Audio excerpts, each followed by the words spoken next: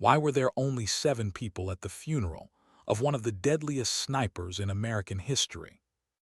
The Tennessee mountains held their breath that February morning, the kind of stillness that comes just before everything changes. Sarah Blackwater stood alone at her grandfather's grave, her shadow stretching long across the frost-covered grass. 7 people. 7. Not one wore a uniform.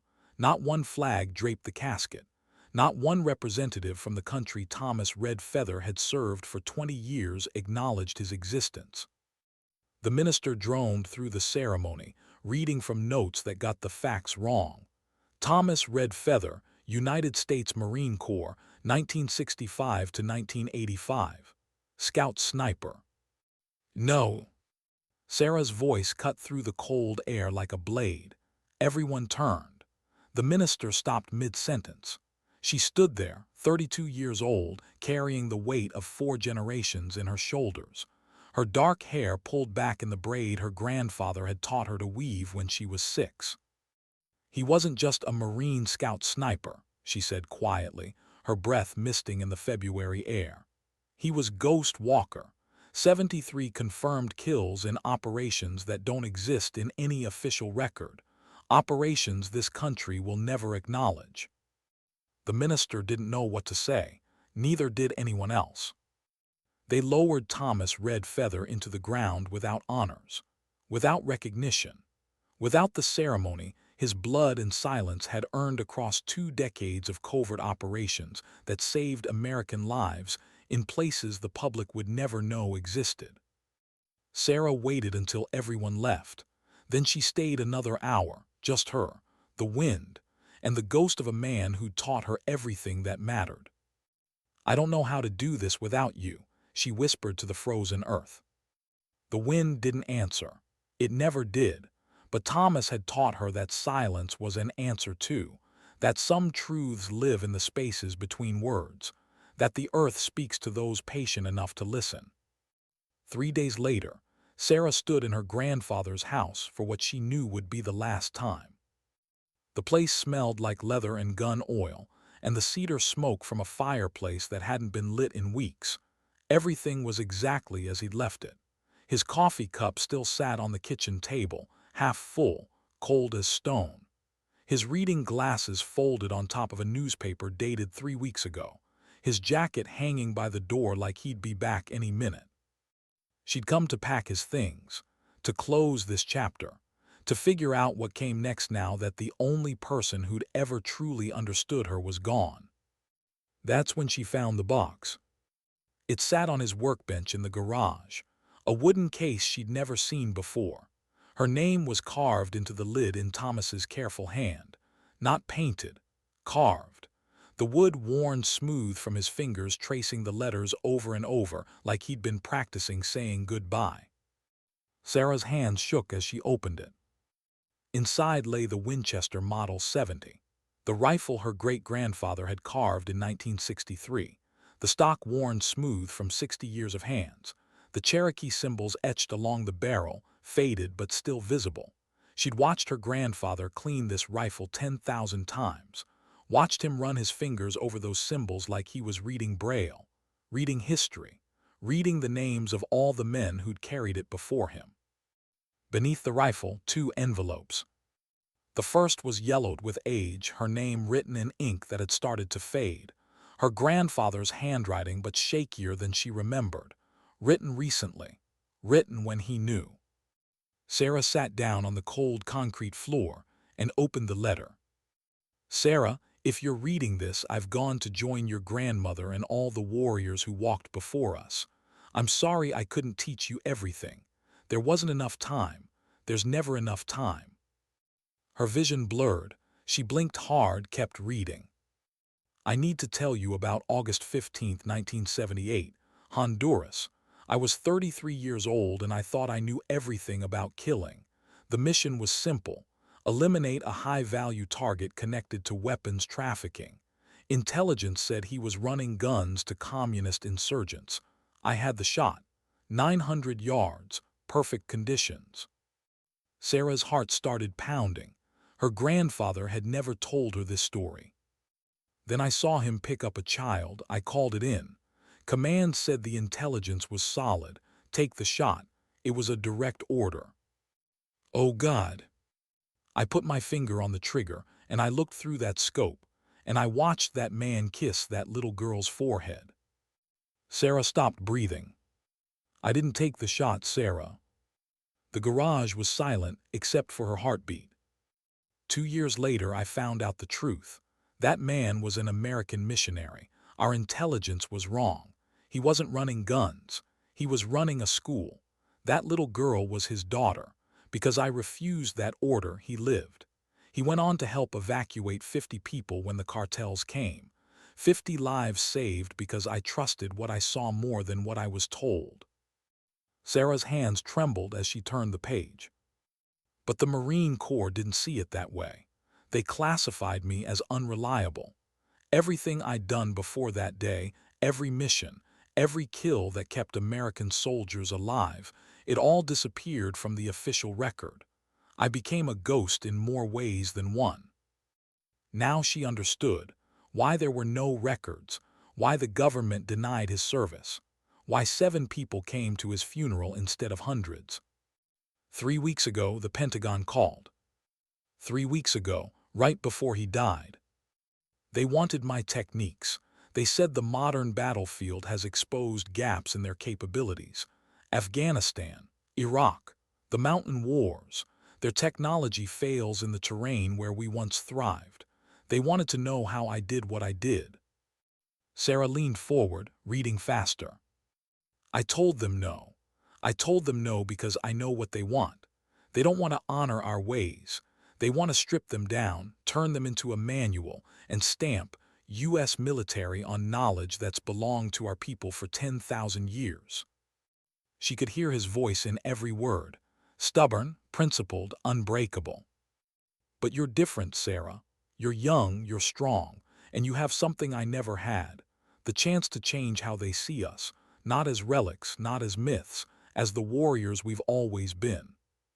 The letter continued, but Sarah had to stop, had to breathe, had to let the weight of what he was asking settle into her bones. In the second envelope, you'll find something I never thought I'd pass on. A choice I made for you because I won't be there to make it with you. If you go, and I think you should, don't go to prove them wrong. Go to prove I was right. Go to prove that everything they tried to bury still lives. Sarah's chest tightened. I love you, kiddo. I always have. I always will. Walk softly. Shoot true. Grandfather. She wiped her eyes with the back of her hand and reached for the second envelope. It was heavier. Official. The paper crisp and new with a government seal embossed in the corner. Inside, a single sheet. Department of the Navy. Classified evaluation request. Ms. Sarah Blackwater. This office requests your participation in Project Silent Eagle, a comprehensive assessment of indigenous long-range marksmanship techniques.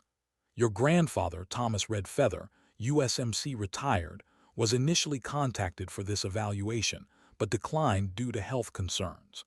Per his legal directive filed February 3, 2023, he has designated you as his technical successor.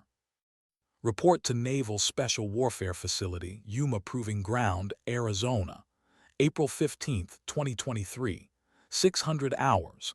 Commander James Dalton, USN Project Director. Sarah read it 3 times. The date her grandfather had filed that directive, February 3rd, exactly 3 weeks before he died. He'd known he was dying, and he'd set this in motion anyway. He'd made the choice for her because he knew she'd never make it for herself. She looked at the rifle, at the letter, at the cold garage that smelled like her childhood. You old bastard, she whispered, smiling through tears. You never gave me a choice at all. But that wasn't true. He'd given her the only choice that mattered. She could let his legacy die with him, or she could carry it forward into a world that had tried very hard to forget people like them existed. Sarah Blackwater stood up, took the rifle, and began to pack. What makes a 32-year-old woman drive 2,000 miles to face the deadliest snipers in the world with a rifle older than she is? The drive to Arizona took 2 days.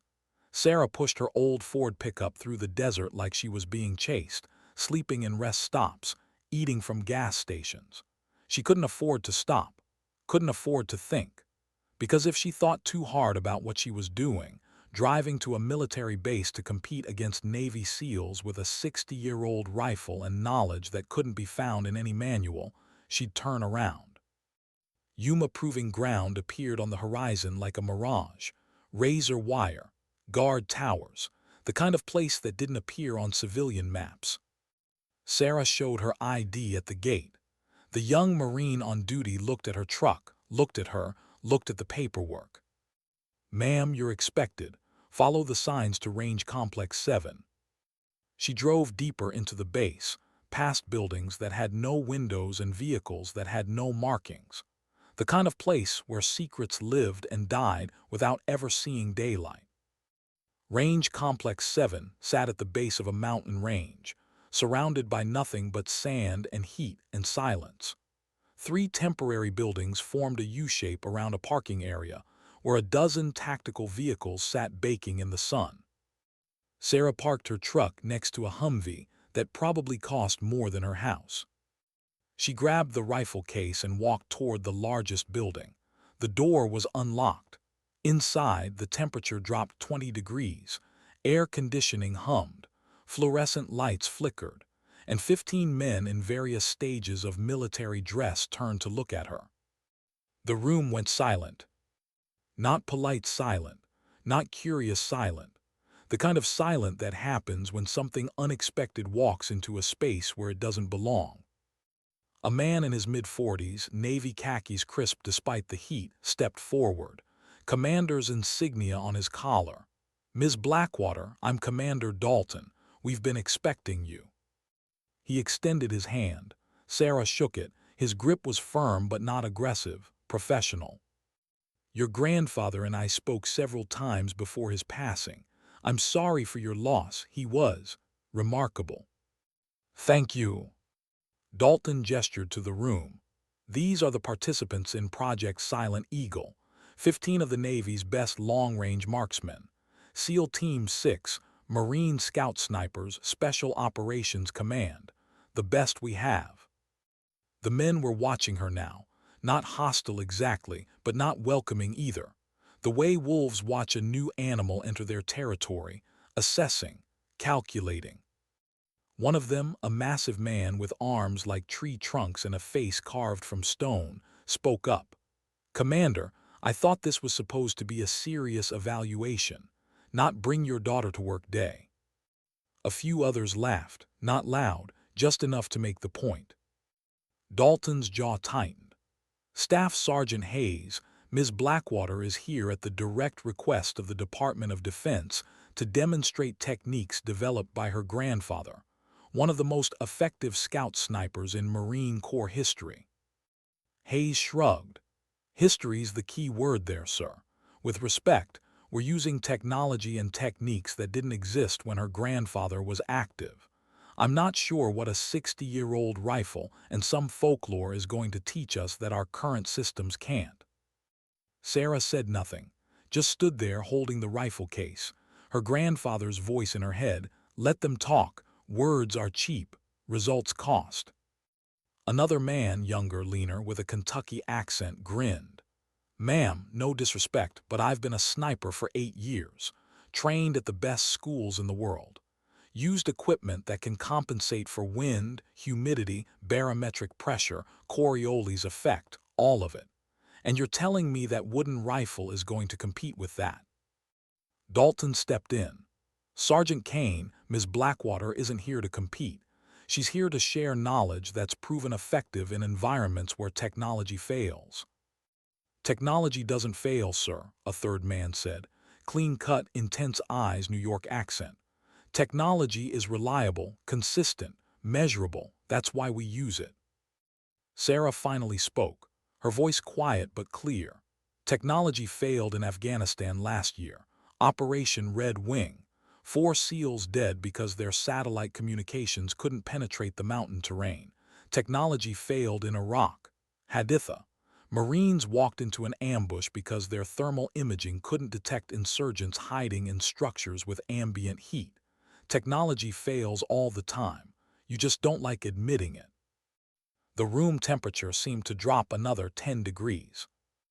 Hayes stepped closer, not threatening, but close enough to make his point.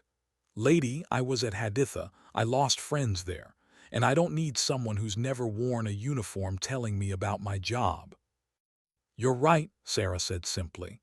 I've never worn a uniform, but my grandfather did, for 20 years, in places and operations you'll never read about.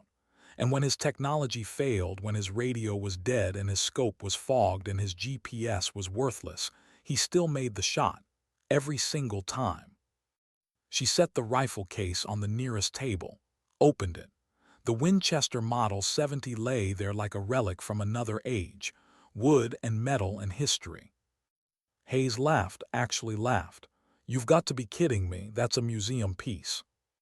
It's a tool, Sarah said, just like your rifle, except this one doesn't need batteries, doesn't need satellites, doesn't need anything except someone who knows how to use it.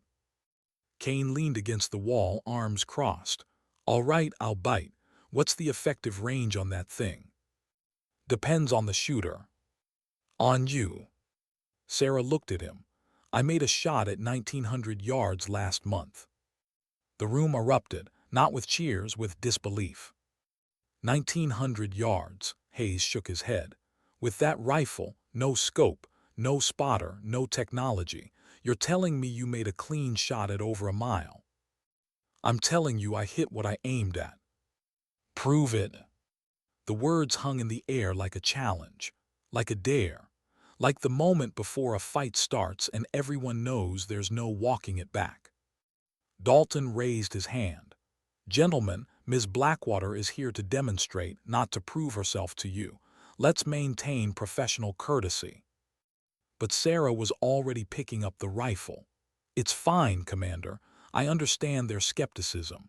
They've been taught one way their entire careers. It's hard to accept there might be another. She looked at Hayes. You want proof? Set up a target, any distance you want, any conditions, I'll make the shot. Hayes smiled, not friendly, not warm, the smile of a predator who just found easy prey. 2,000 yards. Wind speed 15 knots, gusting to 20. Mirage conditions, no spotter, no technology, just you and that antique. Sarah didn't hesitate. When? Right now. Dalton started to object, but Sarah was already heading for the door. Let's go. The 15 snipers followed her out into the desert heat like spectators heading to an execution. Their execution of her credibility. Their chance to prove that the old ways were dead. That technology was king. That this woman with her wooden rifle and her dead grandfather's legacy didn't belong here. But there was something they didn't know yet. Something Sarah's grandfather had taught her when she was 12 years old, shooting tin cans in the Tennessee hills. Pride makes you miss. Humility makes you deadly. And Sarah Blackwater had nothing left to prove except everything that mattered. What goes through your mind when 15 of the world's best snipers are watching you fail? The desert sun hammered down like a judgment. Sarah stood at the firing line, the Winchester heavy in her hands. 2,000 yards downrange, a target the size of a dinner plate shimmered in the heat. Hayes stood next to her, range finder in hand. Target confirmed at 2,030 yards. Wind 15 knots from the west, gusting to 22. Temperature 104 degrees. Mirage index severe. These are conditions where even our best equipment struggles. He looked at her. You sure you want to do this? No shame in admitting this is beyond your capability. Sarah knelt down, placed her hand flat on the desert floor. The sand was hot enough to burn, but she kept her palm there, feeling. The other snipers watched with expressions ranging from amusement to pity. What's she doing? Someone muttered. Praying, another answered, more laughter. Sarah ignored them. She was listening, not with her ears, with her whole body. The way her grandfather had taught her, feeling the earth, feeling the wind, feeling the rhythm of the world around her. The wind wasn't random. It never was. It moved in patterns, cycles, breaths. You just had to be patient enough to find them. She stood, checked the rifle. No scope. Just iron sights worn smooth from decades of use. She brought the weapon to her shoulder, felt its weight settle into her bones like it belonged there. "Whenever you're ready," Hayes said. His tone made it clear he thought she'd never be ready. Sarah breathed, in, out, slow, steady. Her grandfather's voice in her head, "Don't fight the wind, dance with it, don't force the shot, let it happen." She waited. The snipers shifted impatiently. Someone checked their watch. The sun beat down, the mirage danced, the wind gusted and swirled. Then there, a pocket of calm just for a moment, a breath between heartbeats. Sarah squeezed the trigger. The Winchester barked, the sound sharp and clean in the desert air, the recoil familiar as breathing. 2,000 yards away, the target shattered.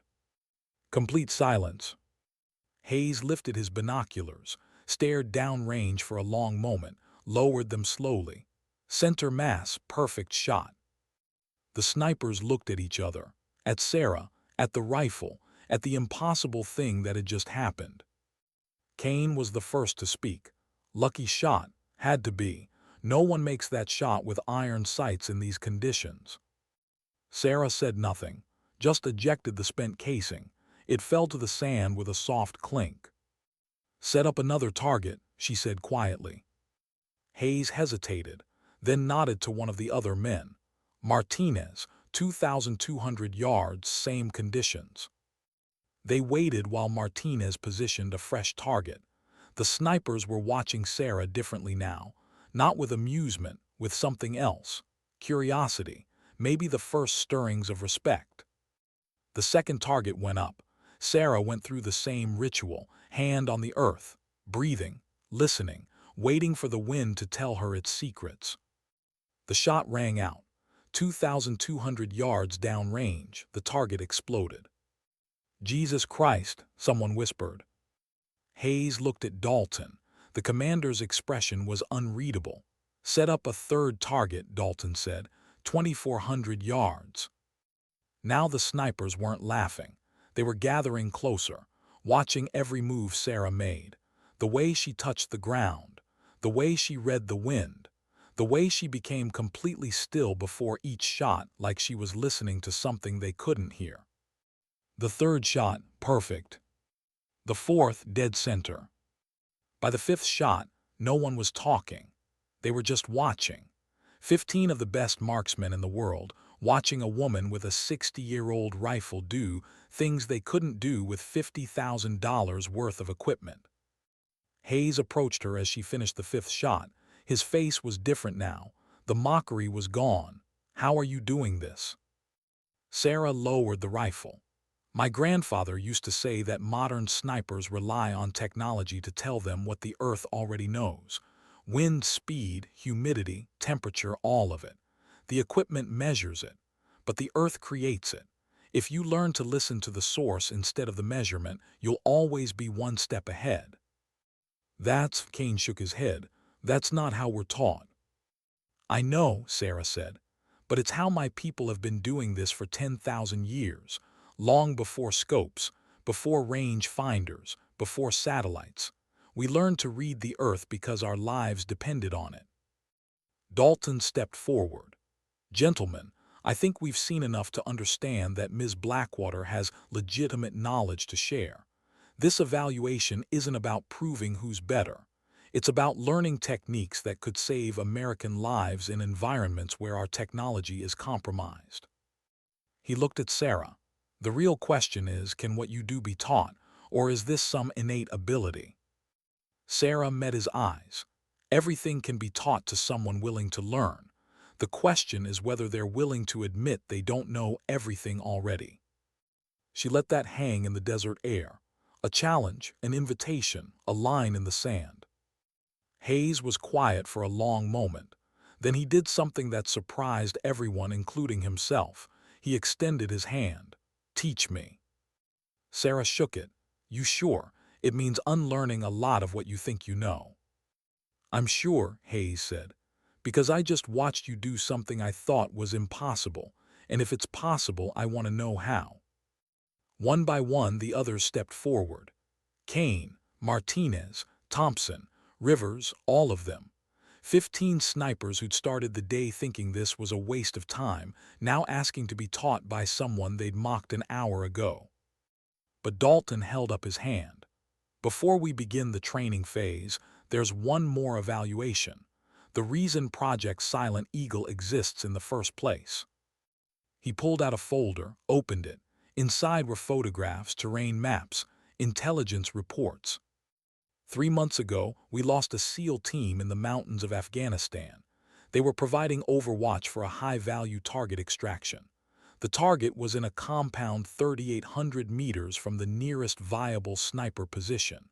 Our best marksman attempted the shot with our most advanced rifle system. He missed. The mission was compromised. 3 men died in the extraction. Dalton looked at Sarah. 3,800 meters is beyond the effective range of any weapon system we currently field, beyond what we thought was possible for a human being to achieve. But if what your grandfather's records suggest is true, if the techniques he developed could extend effective range beyond our current capabilities. He trailed off. The implication was clear. Sarah felt the weight of it. 3,800 meters, 2.36 miles. A distance where wind, drift, bullet drop, even the rotation of the Earth became factors that couldn't be overcome, where technology failed and human limitation took over. "You want me to try that shot?" she said. "I want to know if it's possible," Dalton replied. "Because if it is, if your grandfather's knowledge can push human capability beyond what we thought were hard limits, then this changes everything. Not just for snipers, for how we train, how we think about warfare, how we honor the knowledge of indigenous warriors that this country has ignored for too long." Sarah looked at the Winchester, at the men watching her, at the desert that stretched forever under a sky so blue it hurt. Her grandfather's voice, "Don't go to prove them wrong, go to prove I was right." "Set up the target," she said. "Can a human being make a kill shot at 2.36 miles with a rifle that was carved before she was born?" They drove to the mountain range. All of them. Dalton, the 15 snipers, and Sarah with her wooden rifle and her grandfather's ghost riding shotgun in her mind. The terrain was brutal, exactly like Afghanistan, rocky, uneven, wind funneling through valleys in patterns that made no sense. The kind of place where technology became a suggestion instead of a guarantee. They climbed for an hour, Sarah carrying the Winchester like it weighed nothing, while some of the younger snipers struggled with their gear. Hayes noticed, didn't say anything, but he noticed. The firing position was a rocky outcrop with clear line of sight down the valley.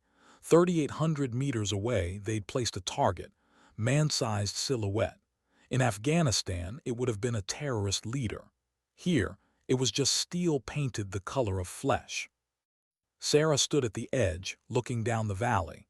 The wind was insane, gusting from multiple directions, temperature differentials creating thermals, mirage so bad you could barely see the target even with binoculars. "These are the exact conditions from the Afghanistan operation," Dalton said. "Wind 20 to 30 knots, variable direction. Temperature gradient of 40 degrees from your position to the valley floor, extreme mirage, and the distance. Ms. Blackwater, I need to be clear. This shot has never been made. Not by anyone, not with any equipment. The world record is 2,400 meters. You're asking to exceed that by almost a mile." Sarah knelt, put both hands on the rock. The stone was warm from the sun, rough under her palms. She closed her eyes. The snipers watched, silent now. No jokes, no skepticism, just 15 professionals watching someone attempt the impossible. Sarah felt the wind, not just its speed, its personality. Wind had moods, tempers, patterns. This wind was angry, chaotic, fighting itself. She needed to find the moments when it exhausted itself, when it stopped to breathe. She stood, checked the rifle. The Cherokee symbols along the barrel seemed to glow in the sunlight, or maybe that was just her imagination. Her grandfather's hands had touched this wood. His grandfather's. 4 generations of warriors, all leading to this moment. "The shot's not possible," Kane said quietly. Not mocking, just honest. "I'm not trying to discourage you. I'm just saying the physics don't work. At that distance, bullet drop alone is over 300 feet. The wind drift could be 50 feet or more. You can't compensate for that with iron sights." Sarah looked at him. "You're right, you can't compensate for it. You have to accept it, work with it, become part of it." She brought the rifle to her shoulder. The weight settled, familiar, right. "In Afghanistan," she said softly, "my grandfather made a shot at 3,600 meters. January 1979. Operation that doesn't exist. Target was a Soviet officer coordinating attacks on villages harboring refugees. The shot was deemed impossible. Command told him to abort. Wait for air support." The snipers leaned closer. "He didn't wait. He sat on a mountain for 6 hours, didn't move, barely breathed, just felt the wind, felt the earth, felt the rhythm of everything. And when the moment came when everything aligned, he took the shot." Sarah's voice dropped to barely a whisper. "They confirmed the kill 3 days later. 3,600 meters, 1 shot, 1 kill with this rifle." Hayes stared. "That's not in any record." "None of his best work is," Sarah said. "That's the point." She turned back to the valley, to the target that was barely visible, to the shot that couldn't be made. Her grandfather's voice clear as day. "The earth will tell you when, you just have to listen." Sarah listened. The wind howled, shifted, gusted, screamed through the valley like it was angry at the world. She waited. Minutes passed, the sun moved, the snipers shifted, someone coughed, someone else checked their watch. Sarah waited. Her breathing slowed. Her heartbeat settled into a rhythm that matched the earth beneath her feet. She wasn't thinking anymore, wasn't calculating, wasn't trying to figure out the shot. She was becoming part of the landscape, part of the wind, part of the impossible moment that was about to happen.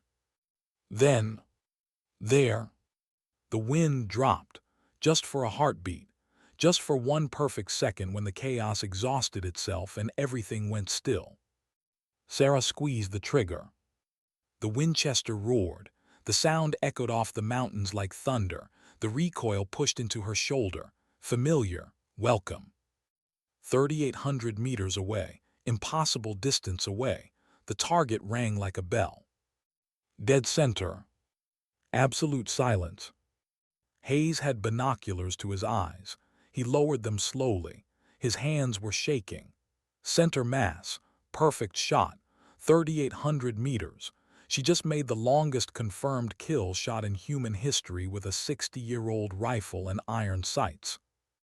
Kane sat down on the rock, just sat, like his legs couldn't hold him anymore. That's not possible. That didn't just happen. But it did happen. They all saw it. 15 witnesses. Digital range finders confirming the distance. High-speed cameras recording the impact. Sarah Blackwater had just done what modern military science said couldn't be done. Dalton approached her. His face was pale. "Ms. Blackwater, Sarah, do you understand what you just did?" Sarah lowered the rifle, looked at the men staring at her like she'd just performed a miracle. "I did what my grandfather taught me, nothing more, nothing less." "No," Dalton said. "You proved that everything we think we know about human limitations is wrong. You proved that indigenous knowledge isn't folklore. It's tactical superiority. You proved that your grandfather deserved every honor this country denied him." He paused, voice thick. "And you proved that we've wasted 40 years ignoring knowledge that could have saved American lives." Hayes stood, walked to Sarah. This massive man, this warrior, this skeptic who'd laughed at her 3 hours ago, he stood at attention, saluted. "Ma'am, I was wrong, completely, totally wrong, and I'm sorry for my disrespect, for my arrogance, for assuming that my 8 years of training made me an expert when you just showed me I'm still a student." One by one, the others stood, saluted. These SEALs and Marine snipers and special operators, acknowledging someone who'd never worn a uniform but had just taught them the most important lesson of their careers. Pride makes you miss. Humility makes you deadly. Sarah Blackwater had just proven both. What happens when the people who mocked you realize they need what you know to survive? The next 3 weeks changed everything. Dalton converted the evaluation into an intensive training program, 15 students, one teacher, and a knowledge base that was 10,000 years old meeting the modern battlefield. Sarah started with the basics, not shooting, that came later. First, they had to unlearn. "Everything you've been taught is about controlling variables," she told them on day one. "Wind speed, temperature, humidity, distance. You measure them, calculate them, try to eliminate them as factors." The snipers sat in the desert, notebooks out, actually taking notes like they were back in school. "But you can't eliminate nature," Sarah continued. "You can only work with it. The wind doesn't care about your calculations. The earth doesn't care about your equipment. They existed long before you. They'll exist long after. Your job isn't to control them, it's to understand them." Hayes raised his hand, like a kid in class. "How do we understand something that's constantly changing?" Sarah smiled. "You become still enough to feel the patterns beneath the chaos. Everything in nature moves in cycles. Wind, temperature, even light. If you're moving, thinking, calculating, you can't feel those cycles. But if you become part of the landscape, if you let go of control, the patterns reveal themselves." She made them sit, for hours. Just sit on the desert floor with their hands flat on the ground, feeling, listening. At first they hated it. These were men of action, trained to move fast and shoot straight. Sitting still felt like weakness. But slowly, they started to understand. Kane was the first breakthrough. On day 4, he suddenly stood up, eyes wide. "I felt it, the wind. It's not random. There's a rhythm like breathing." Sarah nodded. "Exactly, the earth breathes. Once you feel that breath, you can time your shots to its exhale, when everything is still, when the moment is perfect." By the end of week 1, all 15 could feel the patterns. By week 2, they were making shots they couldn't have made before. Longer distances, worse conditions, higher accuracy. But it wasn't just about shooting. Martinez approached Sarah after a training session. "Ma'am, can I ask you something personal?" "Of course." "Your grandfather, the way you talk about him, the way you honor his knowledge, that's not just about tactics, is it? It's about identity, about being Cherokee, about preserving something that almost got erased." Sarah looked at him, really looked. "You understand that?" "My grandmother was Apache," Martinez said quietly. "She tried to teach me our ways. I didn't listen. Thought it was old superstition, primitive stuff. I wanted to be modern, American. I thought that meant forgetting where I came from." His voice cracked slightly. "Watching you these past 2 weeks, seeing how powerful this knowledge is, how much we need it, I realize I threw away something precious because I was ashamed of it." Sarah put her hand on his shoulder. "It's not gone. Knowledge doesn't die. It just waits for someone brave enough to reclaim it." Martinez wiped his eyes.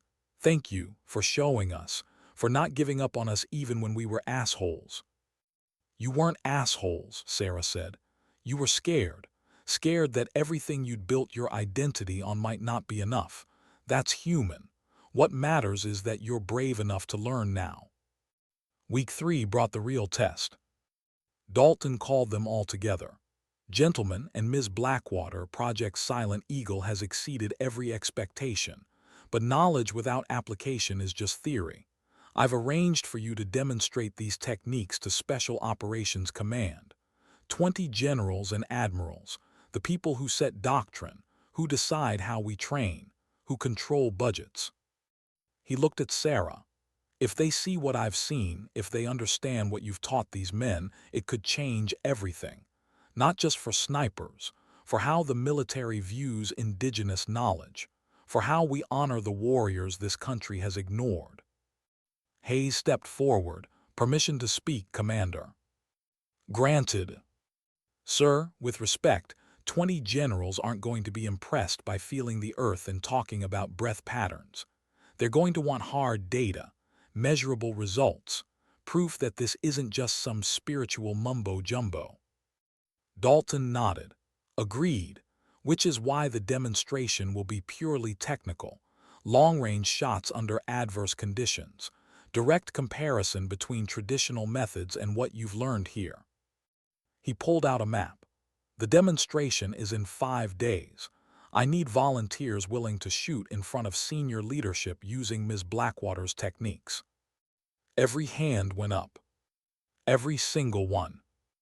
We're all in, sir, Kane said. Because what she taught us isn't just better tactics, it's a better way of thinking about warfare, about respecting knowledge regardless of where it comes from, about understanding that the newest technology isn't always the best answer. Thompson, who'd barely spoken in 3 weeks, added, and because Staff Sergeant Hayes was right about one thing, this does seem like spiritual mumbo-jumbo, right up until you make an impossible shot and realize it's the most practical tactical advantage you've ever had. The others laughed, real laughter, not mocking, not skeptical, the laughter of men who'd found something they didn't know they needed. Sarah felt something crack open in her chest. Pride, grief, joy, gratitude, all mixed together. Her grandfather had wanted this, had dreamed of this, had died believing it would never happen. But it was happening right here, right now.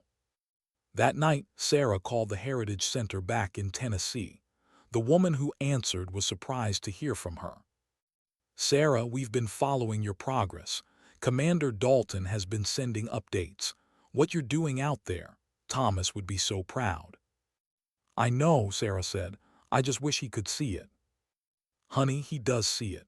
Wherever warriors go when they die, he's watching, and he's smiling. Sarah hoped that was true, hoped her grandfather's spirit was somewhere out there in the wind, watching his legacy come alive. The demonstration day arrived. 20 generals, 4 admirals, the kind of brass that made even experienced officers nervous. They sat in a viewing area overlooking the range, faces skeptical, arms crossed. Dalton made the introductions, explained the project, outlined the techniques. The generals looked bored. Then the shooting started. Hayes went first, 2,800 meters, heavy wind made the shot on the first try. Kane, 3,200 meters, mirage conditions, perfect hit. One by one, the 15 snipers demonstrated shots that shouldn't have been possible, distances beyond equipment specifications, conditions beyond training parameters. And every single one made their shot. The generals weren't bored anymore. Finally, Sarah stepped up. Dalton had saved her for last. Ms. Blackwater will now attempt the shot that started this project. 3,800 meters, the distance that cost American lives in Afghanistan. Sarah felt the weight of all those eyes, all that rank, all that power, all that institutional resistance to change. She knelt, touched the earth, felt the wind, listened to her grandfather's voice. Make them believe, kiddo, not in you, in us, in everything they tried to erase. She stood, took the shot. The Winchester's bark echoed across the range. 3,800 meters away, the target shattered. The generals stood, every single one applauding, not polite applause, real recognition. One of them, a 4-star Marine with a chest full of ribbons, approached Sarah directly. Ms. Blackwater, I'm General Bradford. My grandfather was Thomas Red Feather's commanding officer in 1978, the officer who rejected his proposal to train Marines in indigenous tracking techniques. Sarah's breath caught. I've spent my entire career trying to undo that mistake, Bradford continued. My grandfather was wrong, catastrophically wrong, and I want you to know that as of today, Project Silent Eagle is being expanded into a permanent training program. Indigenous tactical knowledge will be integrated into special operations training, and your grandfather's name will be on the curriculum. He extended his hand. Thomas Red Feather deserves to be remembered as one of the finest warriors this country ever produced. Better late than never. Sarah shook his hand, tears streaming down her face. Thank you. Thank you for seeing what he tried to show you 40 years ago. Bradford's eyes were wet too. Sometimes institutions are too proud to learn, too rigid to adapt. It takes extraordinary people to break through that pride. You did that.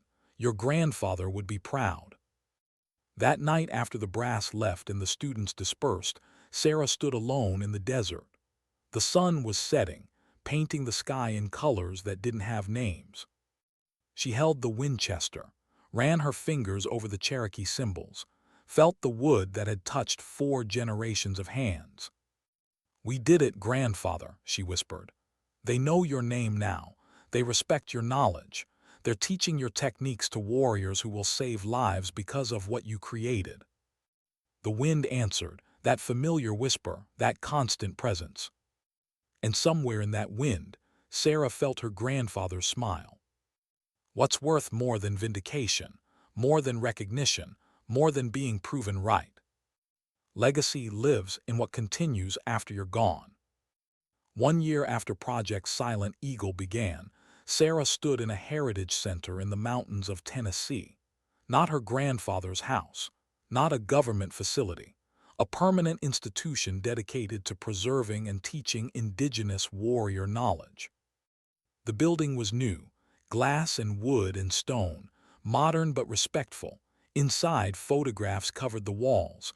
Thomas Red Feather, other Native American snipers, trackers, scouts, warriors whose names had been erased from official records but were now being honored publicly.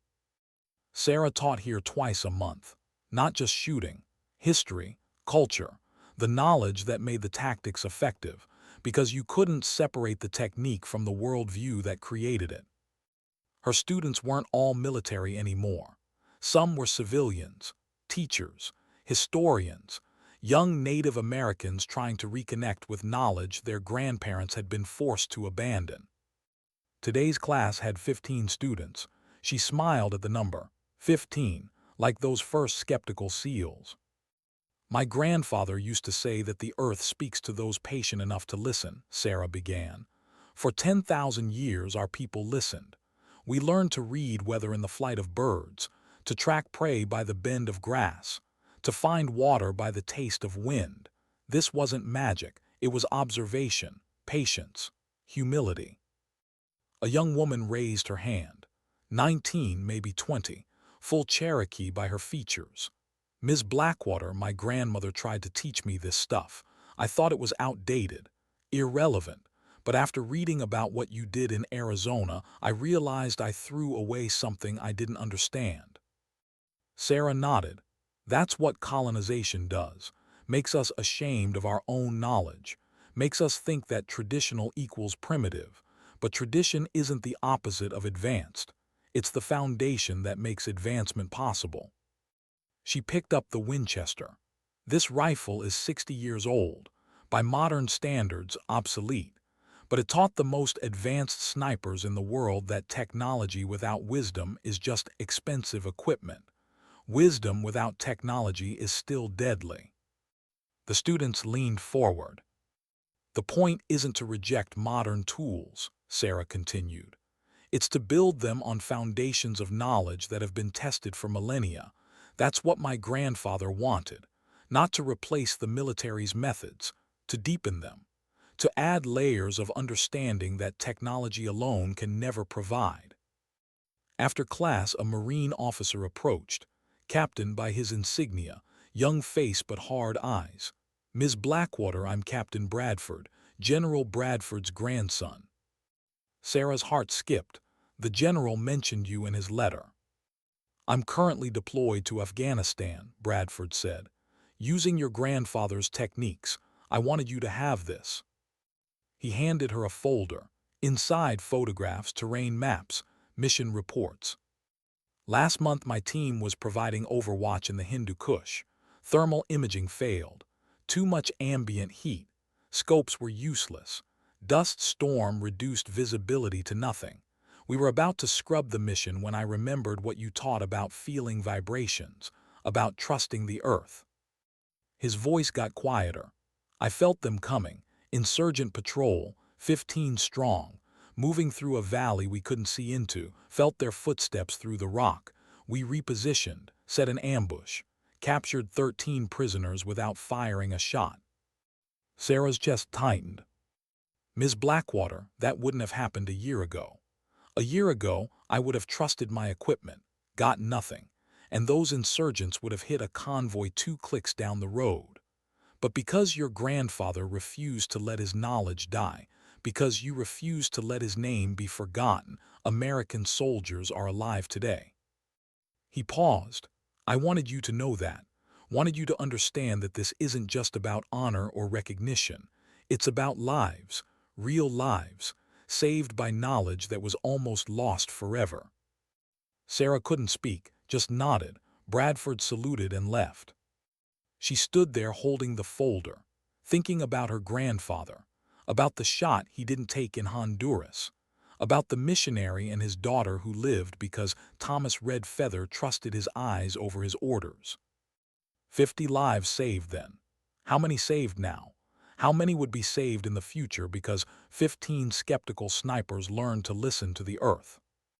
That evening, Sarah drove to her grandfather's grave. The memorial was different now. A proper headstone, bronze plaque, American flag, the recognition he'd been denied for 40 years. Thomas Red Feather, 1945-2023, United States Marine Scout Sniper, Ghost Walker, 73 confirmed kills, 0 innocent lives. His knowledge lives in those he taught. His legacy lives in those they saved. Sarah placed her hand on the stone, still warm from the day's sun.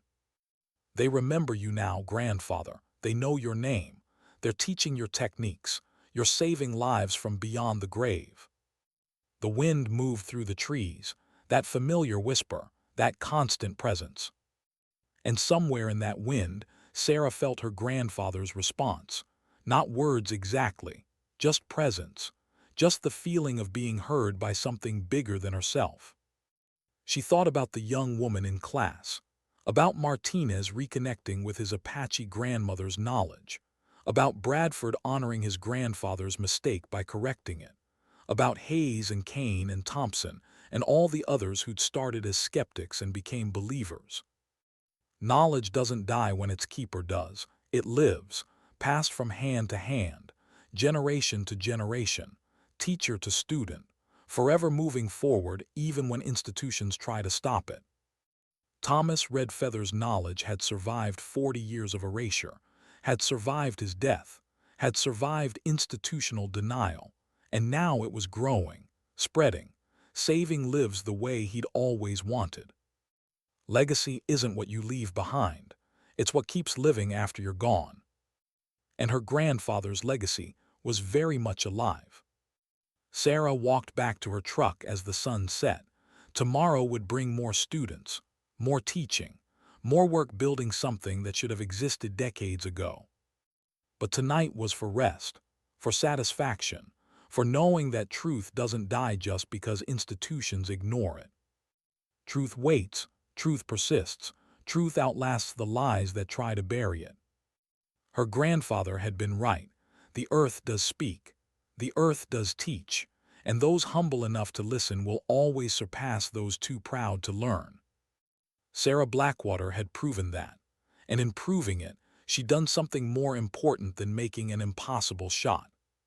She'd opened a door, built a bridge, started a conversation that would echo forward for generations.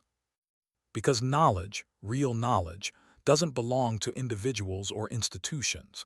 It belongs to humanity, and humanity eventually always finds its way back to truth. Even when that truth was nearly forgotten, even when that truth was deliberately buried, even when that truth required extraordinary courage to resurrect. In the end, truth wins, not quickly, not easily, but inevitably. And Thomas Red Feather's truth, that indigenous knowledge mattered, that tradition held wisdom, that the earth spoke to those who listened, was now carved into the foundation of how America trained its warriors. 40 years late, but permanent. That was legacy, that was honor, that was the victory that mattered most. 6 months later, Sarah received an email from Dalton. Subject line, "You need to see this." Inside, a link to a Pentagon briefing. Department of Defense announcement. New training protocols for all special operations units. Integration of indigenous tactical knowledge into core curriculum. Mandatory training for all scout snipers in environmental awareness and traditional tracking techniques. The program was named Red Feather Protocol. Sarah read it 3 times, then called Dalton. "Did you know about this?" she asked. "Found out this morning," he said. "Bradford pushed it through. Got support from every special operations commander in the military. They're rolling it out worldwide. Afghanistan, Iraq, Africa, everywhere we operate." He paused. "Sarah, your grandfather's techniques are now official U.S. military doctrine. Everything he tried to teach them in 1978, everything they rejected, it's all being implemented, 45 years later." Sarah sat down, the weight of it hitting her all at once. "There's more," Dalton continued. "They're establishing a memorial, Arlington National Cemetery, Section 60, a monument to Native American warriors who served in classified operations. Your grandfather's name will be first on the list." "Arlington," Sarah's voice cracked. "With full honors, everything he was denied. The ceremony is in 3 months. President will be there, every military branch. They want you to speak." After the call ended, Sarah sat in silence. The Heritage Center was empty, just her and the photographs on the walls and the weight of history settling into place. She looked at her grandfather's picture, that stern face, those knowing eyes, the hint of a smile that suggested he knew secrets the world had forgotten. "You were right," she whispered, "about everything. The earth does speak. The old ways do matter, and pride really is what makes people miss what's right in front of them." Her phone buzzed. A text from Kane. "Ma'am, just got word. Using your techniques in Syria. Made a shot I couldn't have made 2 years ago. Saved 6 Marines. Thank you for not giving up on us." Then Martinez. "Teaching my daughter Cherokee tracking methods. She loves it. Thank you for showing me it's okay to honor where we come from." Then Hayes, deployed to Philippines. Thermal failed. Used earth reading. Located hostages. Mission success. Your grandfather's knowledge just saved lives again. One after another. Students checking in. Warriors applying what they'd learned. Lives saved by knowledge that had almost died with one stubborn old man who refused to let go. Sarah walked outside. The Tennessee mountains stretched forever under a sky so big it hurt to look at. The same mountains her grandfather had walked, had hunted, had learned the old ways from his grandfather who learned from his. The wind moved through the trees, that familiar whisper. And Sarah understood something she hadn't before. Her grandfather hadn't just taught her to shoot, he taught her something more important. Dignity doesn't demand recognition. Dignity doesn't fight for validation. Dignity doesn't need to prove itself to anyone. Dignity just acts, quiet, consistent, unwavering.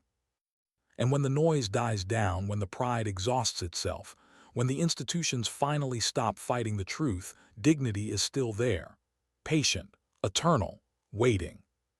Thomas Red Feather had walked with that dignity his entire life, continued walking it even after death. And now, 45 years after they tried to erase him, his dignity had outlasted their pride. Sarah smiled, picked up the Winchester, felt the weight of history in her hands. "Sometimes," she said to the wind, to the mountains, to the spirit of a warrior who walked still, "sometimes dignity doesn't speak, it simply acts." The wind answered with that whisper, that constant presence, that eternal truth. And Sarah Blackwater understood, finally, completely. This was never about proving anyone wrong. This was about proving something right. That knowledge survives, that truth persists, that dignity outlasts everything that tries to diminish it. Her grandfather had known that, had lived it, had died believing it. And Sarah would carry it forward, generation to generation, teacher to student, hand to hand.